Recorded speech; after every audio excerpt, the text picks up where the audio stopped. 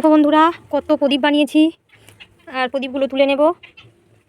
সব শুকিয়ে গেছে প্রায়, একটু সামান্য বাকি আছে। এদিকে আকাশও মেঘ করছে, ওর জন্য ওগুলি তুলে নেব। ওগুলো আবার দিয়ে এসেছি রোদের মধ্যে, রোদ উঠেছে। আজ কি কি রান্না করেছি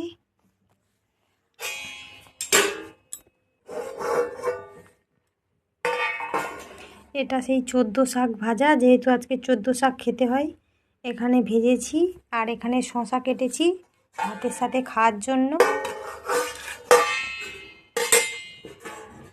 আর এখানে ডাঁটা দিয়ে, চিংড়ি দিয়ে, আলু সবজি দিয়ে একটা সবজির তরকারি হয়েছে।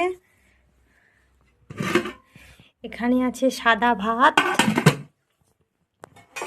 আর এখানে আছে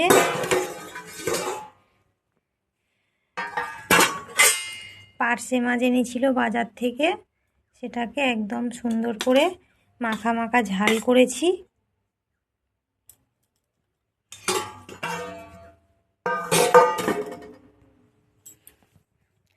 আজ এটুকুই ছিল আমাদের দুপুরের খাবার দাবার। কেমন হয়েছে জানিও। সবাই ভালো থেকো, সুস্থ থেকো, টাটা।